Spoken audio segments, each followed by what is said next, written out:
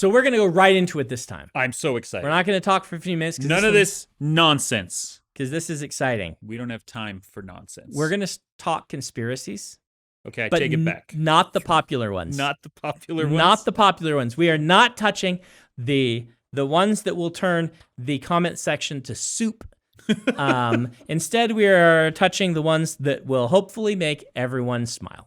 Yay! Okay. And so there's bound to be like one listener who's totally furious that we don't take their pet conspiracy theory seriously. That is totally possible. To that person, we say we do take it deeply seriously. Yes. In fact, this is just a cover-up. Yes. That we're doing with all these other ones so that this conspiracy can continue to fly under the radar. Because if they knew that you knew, you'd be in trouble. It would be, yeah. So we are putting all of these incredibly real things under a very jokey banner where we're going to pretend to make fun of them just so that we can get the word out. Yeah, there you go. All right, well, if we're going to open then this is our unpaid intern, Donald. Yes. What do you got for us? Unpaid, interning. First one, which Brandon did bring up. Does your actual job title include intern? No, I'm technically a clerk. Okay, so you're a paid clerk, but as an intern, you are unpaid. Is that the conspiracy? He's unpaid for not being an intern. Yeah. Technically. Okay, so yeah. All right. We'll let you finish your sentence this time. Thank you, Dan. So Disney created Frozen so that when people looked up Walt Disney Frozen in, ice underneath the Disney castle and wherever, that was no longer Googled. The top search result. No longer the top search. They named this is one that I've heard that I find hilarious. They named a movie Frozen just to get that out of the top search results. Yes, which is delightful. Mm-hmm. When I was in high school, I did my big AP biology report that I had to do. I did it on cryogenics. Yeah. And the story about Walt Disney's frozen head somewhere was one of the, even back then in 90, whatever this was, that was still one of the most searchable cryogenic news stories. Right. And it's complete false, right? They didn't freeze. As far as I'm aware, yeah. Yeah. As far as we're aware, Walt Disney is not wink, frozen wink. at Walt Disney World and is one of the attractions for the super rich to get to see. As we know.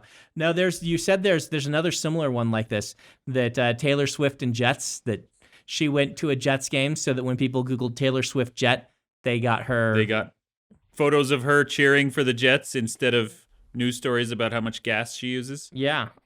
Which I wonder. Do you know the story of Frozen getting named? No, I don't. So it's actually the story of Tangled being named. Okay. So Tangled, they did pass through, and they're kind of out of it now. A period where every Disney movie was just a past participle. So, and maybe I haven't fact checked this. Okay. But as I understand it, Tangled was, of course, Rapunzel in development. It is Rapunzel. Yeah. But they had a problem with the princess and the frog, or the frog princess, whatever they called that one, that their demographics for the current generation was getting only girls because the Disney princess marketing happened in between. Back in the 90s, if you named a movie The Little Mermaid, it was just for all families, and families went. It didn't matter if you're a boy or a girl. But in between, they shot themselves in the foot by branding Disney princesses as a huge girls brand to the point that it started alienating boys. And so then they made the Frog Princess, and every boy's brain went, oh, that's part of the Disney princess marketing line. It's not for me. Which was just kind of bizarre to me because, we grew up during the Renaissance and whatever the Disney, didn't matter if it was Aladdin or Little Mermaid. You went and saw all of them. And so they feel like, according to their marketing, it underperformed. And so they're like, we can't name this after a princess. We just can't. So we need a name that is not princess focused, and we need all of our marketing to show a wide cast of a variety of characters. That's why the poster has Flynn Rider on it. Yes. And he's the frame story narrator. Yes. And it worked. Tangled was huge. And so Frozen, they did the same thing. I remember being in Times Square and seeing the Frozen marketing, and it isn't Elsa. It is all four, including Hans, peeking out of snow and things like that. And it's like, please watch our movies, even if you're a boy, is what's going on there. So. I love to think that Disney is just going to start naming their movies to draw attention away from other stuff. Like if the next big Disney movie is We Promise Nobody Died in Small World, like that, yes, I want to see that movie. What would you make to draw attention away from something you've done? Away from something I've done? Yes. What would you do? I don't know. I would do happy, fluffy unicorns somewhere. Every person, and I love all of you. You're great. Thank you for reading my books. But I have yet to meet a person, be in an interview, do anything where they don't make some crack about me actually being a serial killer. Right. And you wrote one book series. Yeah. You haven't even written much horror other than that. I mean, you've done some kind of psychological thriller type stuff. Yeah. And even John Cleaver's kind of that, but it is horror. It's it's got a monster and stuff. Yeah. But that you have also done cyberpunk and space opera and yeah, at this point I have more published science fiction than horror, but I am still and will always and forever be the serial killer guy. And I don't complain about that. That's fine. At least people are still buying the book and reading it, which is wonderful. But yeah, if I were trying to draw attention away, it would be something else. I don't know. It would be a He Doth Protest Too Much kind of title. Yeah, we'd all be like, those unicorns are sick. One of them's a killer. I know one how of them this for ends. sure. We're going to watch every single one of those unicorns get ground up for burgers. See, this is why. When you say things like that after protesting that you're not the serial killer guy, you're talking about making unicorn burgers. Yep, I know. What else we got, Donald? Well, one of the ones that comes to mind that I don't believe either of you have heard is the glitter conspiracy. Oh. Okay, what's this one? So the glitter conspiracy has been brought up a couple times on the internet, which is... Is this the one about who uses the most glitter? Correct. Which we know for sure is unicorn burgers. Right, obviously. But if it's not them, the glitter industry will not disclose who is using the most glitter, who is the biggest buyer of glitter. There are a number of theories, of course, of who this is attached to. Okay. Right. Who do you think is buying the most glitter? My guess, based on the fact that they are refusing to tell anyone, is that it's a sex thing. It's strip clubs or it's something like that. You in a different place don't want than to I be did. associated with it, so they're not telling anybody. Yeah. I mean, I was just going to be like, it's Mark Rober.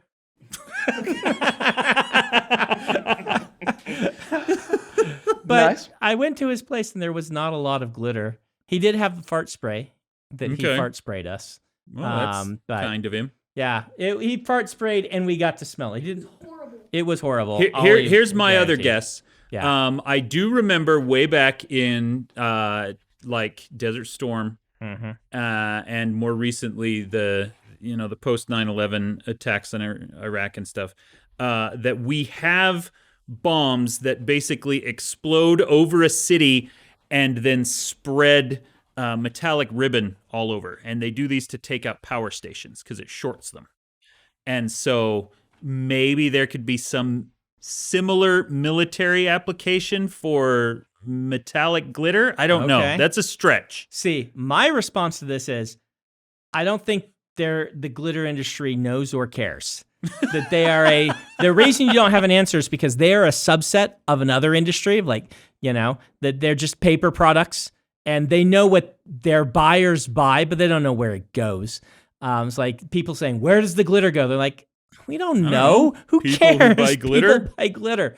That would be, but that's the thing. I guess it's a big thing because people asked. And the glitter industry, I imagine the big glitter bigwigs, the fat cat glitter. Big glitter? Yeah, big glitter, sitting at their tables with their cigars that puff, You colored can't say the smoke. name Big Glitter and not just make me think of a strip club again.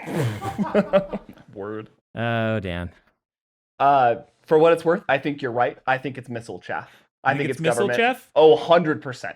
Okay. It diffuses so easily. It'll make it any guidance system for a missile to not be able to lock on. Okay.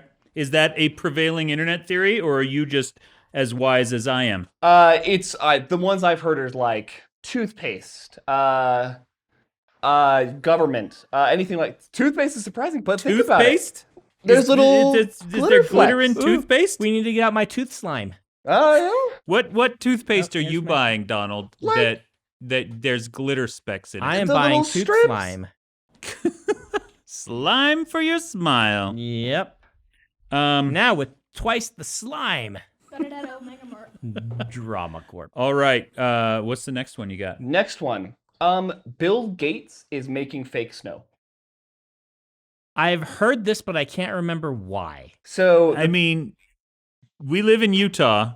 We make fake snow all the damn time. Yeah. It's like our number one industry. So why is Bill Gates? He gets to be in all the conspiracy theories these days. of course, his primarily isn't that he's making fake snow to ski on. His is that it's flammable. They're making fake snow to use in any product that you might possibly need to burn.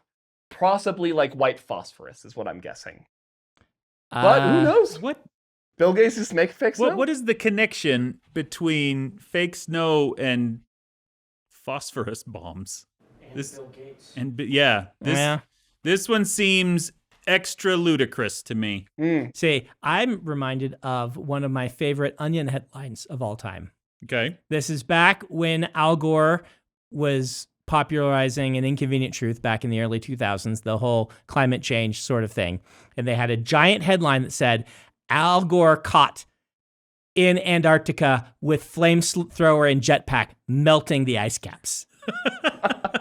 And it had a Photoshop picture of Al Gore with a jetpack using a flamethrower to melt the ice caps to sell his book better. Nice. Yeah. Okay. So Al Gore is behind climate change with his flamethrower in order to sell more books. Personally, Yep. raising the sea level. Mm-hmm. Okay. Genius.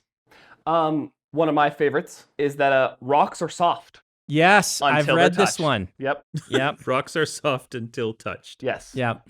Like the non-Euclidean, like the corn. What corn is syrup. It? Corn The corn syrup corn made into starch corn stuff starch. You're right. that you can punch and it resists. Oh, Ollie made that stuff. Whatever it's called. Oobleck. Oobleck. Non-Newtonian, not non-Euclidean. Yes. Thank you, Ollie. Getting your mathematicians mixed up. I know. Um.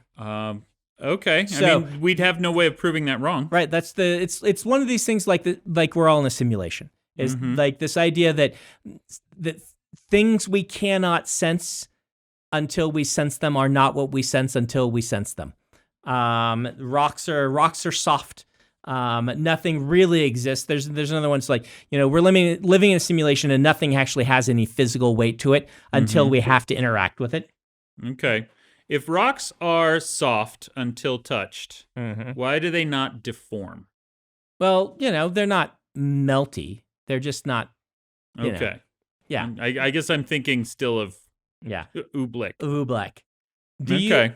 Have we talked about this? Do you think we're living in a simulation?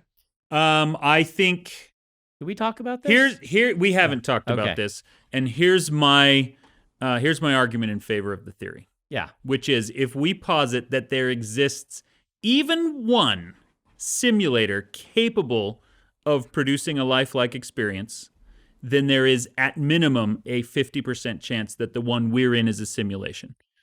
If there exists more, the odds go up. Why would that be 50-50? Because then there's a real world and a simulated world, and you don't know which one you're in. That is a complete messing up of No. how statistics works. Not in the least bit. Yeah. If half of the worlds that exist are fake, You didn't say that. I You mean- said if one exists. if one exists, how many real worlds do you think there are? Like out in universe, out beyond the universe, who knows, right? One existing does not make it 50-50. Well, I think I disagree with you. I think it does. I think that if we posit that there is something real and something artificial, that's Dan, just how it works. There's the outside and the inside to my house. 50% of people are not inside my house because there are two choices. Well, yeah, but your house does not encompass all of human experience the way a simulation would. All of human that's not how it works. Like if there are these statistics do not work at all. Agree to disagree. Okay. But I do think maybe in your simulation. I do think we're in a simulation. You do think we're in a simulation? Yes, but I think that it is I think it plays into this gets into theology and things, right? Like I think the earth was created for us to have an experience. And while I don't know if it's running on a laptop or anything, the whole point of the planet and our experience is to come here and have experience. That's a simulation, right? I think the universe was created as a way for time space to exist so that we could come in and have these experiences, which is the same thing. And I think I've talked about this, but maybe not. Two points. If you were going to make something like that, number one, you would really, really want to have a maximum speed possible in the simulation so that you don't get to the parts that aren't rendering. That aren't right. Yeah. And so you would put a hard limit on speed. And the other thing is you would definitely make it so that you don't have to simulate all subatomic things that can't be seen or interacted with. You wouldn't make those basically exist unless they're being looked at, because otherwise the processing power is just many fold. And again, probably not a laptop, but whatever is making this. So in my novel Ones and Zeros, yes, which is the second of my cyberpunk series, one of the characters talks about this, and one of the points of evidence that she uses is that every mammal, no matter how big or small, takes approximately 20 seconds to urinate, which is a true biological fact. Okay. And she holds this up as evidence that the programmers were just reusing code. They didn't want to have to make several thousand different versions of urination, so we all just do it the same. But her theological imperative then is that if we're in a simulation, the best thing we can do with our lives is freak out whatever scientist is watching it by trying to act unpredictably. All joking aside, I do think that's what the Earth is. Is a simulation. Yeah. Yeah.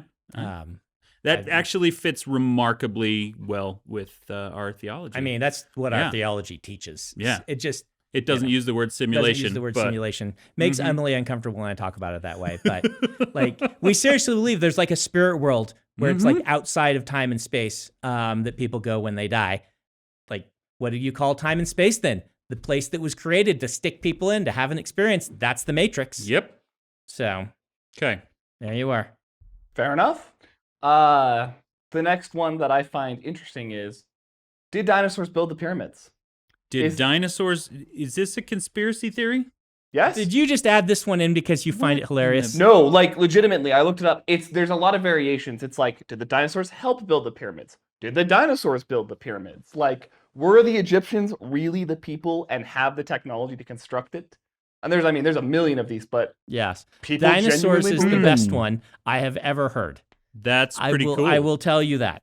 I mean, the answer is yes, they built them. How stupid do we think human beings were that they are incapable of, using science and things like this? Yes, humans can do that. Humans are smart, but dinosaurs doing it would be more amusing. I mean, I've seen the historical documentary movie 10,000 BC in which they use mammoths for pretty much everything.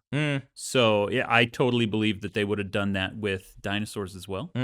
We know from Dinotopia that they you could buy bagels off of their horns and stuff, which that seems like a very short leap to building the pyramids. That's true. But why would the dinosaurs build pyramids that their corpses aren't big enough to fit into the chambers of? Exactly.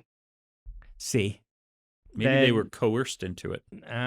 They were enslaved dinosaurs. All the friendly humans were in Dinotopia, and all the mean ones were over in various pyramid cultures, which are all over the entire planet. Well, this does connect the two big sort of mind-blowing facts, like history facts that people often toss out, right? Number one is Cleopatra.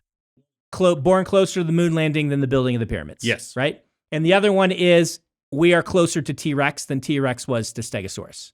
Yes. Right? Wait, what? Yeah. That is correct. A T-Rex is closer in time to a cell phone than to a Stegosaurus. That's crazy. That we kind of just imagine that all dinosaurs were living concurrently, when in reality, the space of time between various eras in the deep prehistory are so vast, astronomically large, that it is almost impossible we've to all comprehend. seen Fantasia, where they were all together. We saw a stegosaur fighting a tyrannosaur. So. Yeah.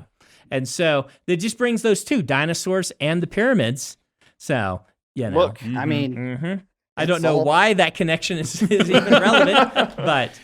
having been a one-time archaeology major in college, the first point you made is the big one. Whenever anybody brings this up, like, oh, aliens must have made Stonehenge. No, shut up. Humans are smart. Yes. Like... Why do we assume that people were stupid just because they lived a long time ago? There were certain inventions that they had not invented yet, but that's because inventions all stack. Yep. We have to invent several thousand things before we get to cell phones. But the scientists back then were as smart as the scientists right now. 100%. They just did not have all of the scientific background that the scientists right now can rely upon. So yes, they can absolutely do this stuff. It's cool to think about how they would have done it. Like the Easter Island wobbles. Have you seen that?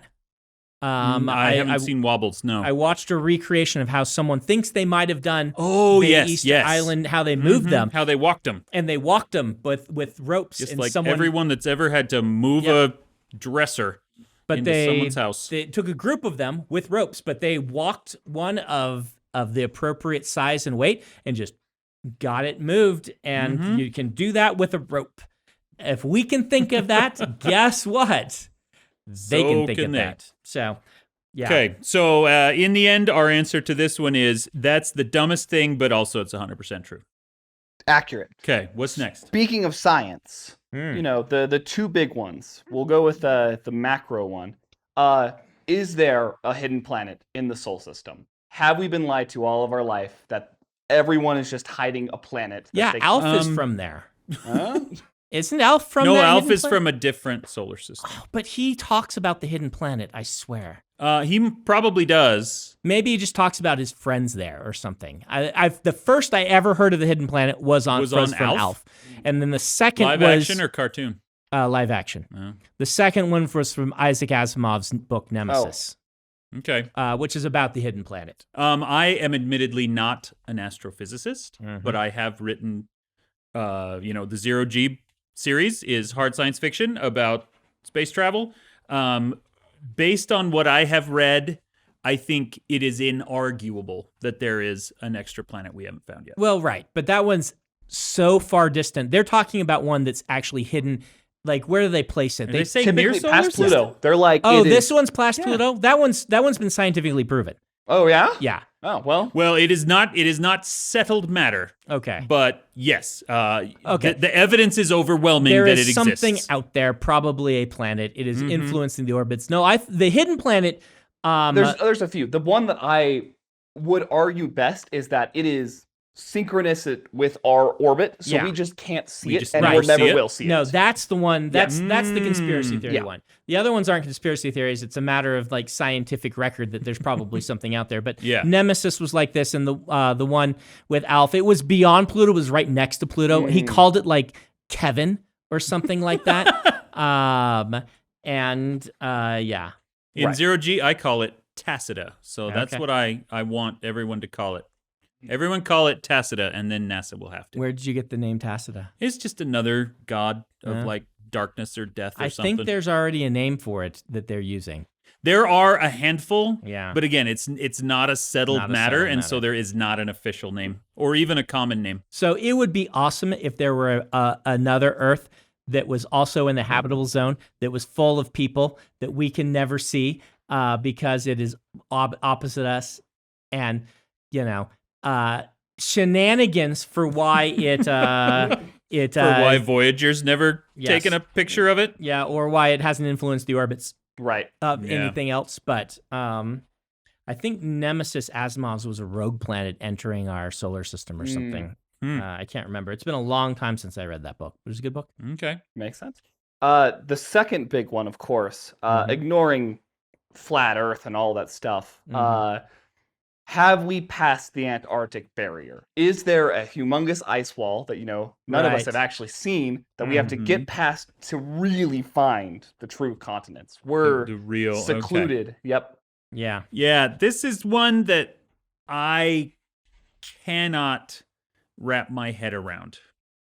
Like, I can understand why it was a big deal in maybe like 17 and 1800s, age of sail and exploration, when we were still trying to figure out, where all the stuff was on the planet. But we know that now. Right. The fact that this 200-year-old conspiracy theory about how if we can just sail far enough and cross the polar ice caps, we're going to find, Cthulhu's house. Like, I don't even understand it. This is definitely flat Earth adjacent. Yes. Like, actually, I think we were talking about the holographic moon. Yep. Is also it is. I think that one is flat Earth adjacent. That the moon is projection. A lot of these grow out of the flat Earth stuff because you need to do a lot of shenanigans to begin justifying it. You have to bend yourself backwards to. So it is. I mean, we didn't want to talk about this, but did flat Earth becoming a popular theory again after it was basically gone? Did that take you completely by surprise? That's not something I ever would have expected to come back. The Netflix documentary, and it really helped kind of put in context what's going on with flat Earth and why people might believe or say they believe and things like that. And also, if you don't want to watch the Netflix documentary, or it's a documentary on Netflix. I don't think Netflix made it. Folding Ideas.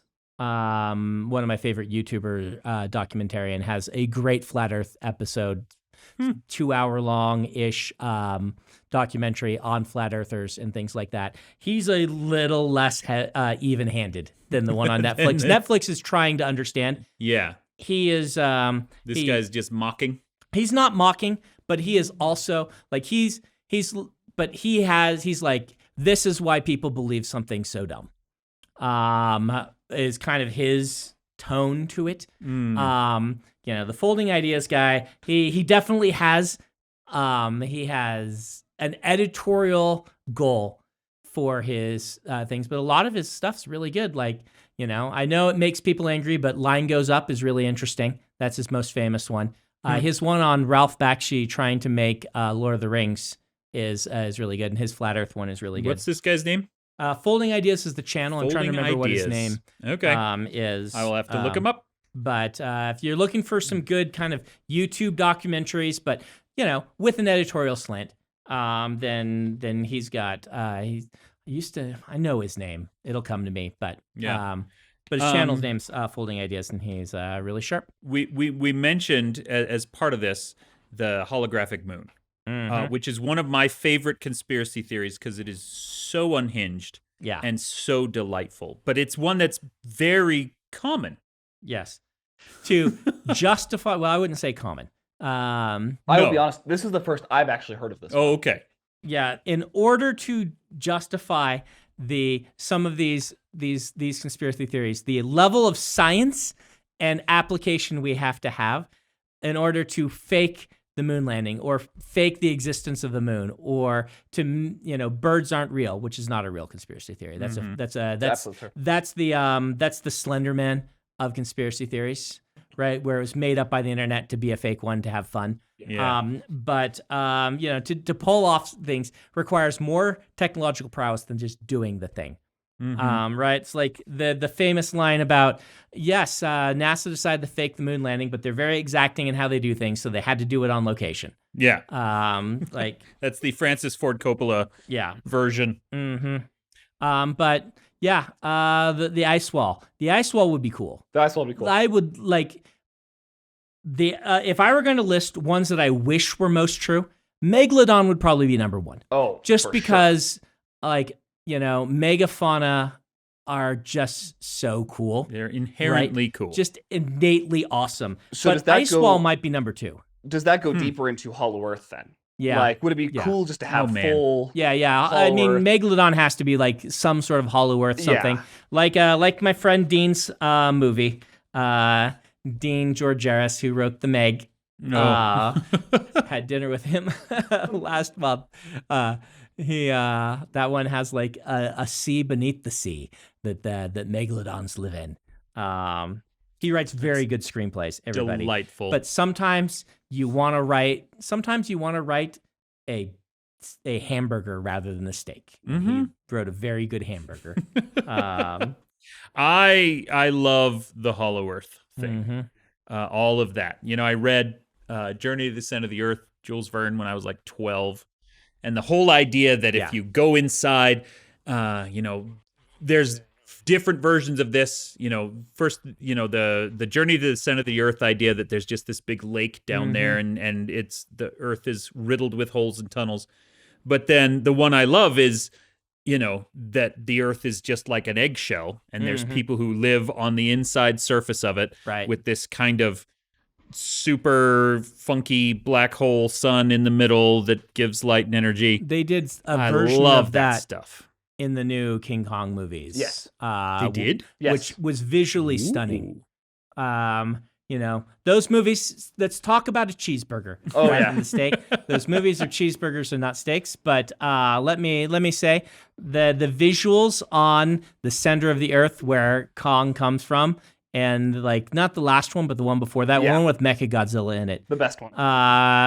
Those visuals are awesome and well worth clearly watching need it to watch this then. just to experience their interpretation of Hollow Earth with the eggshell and things like that. Okay.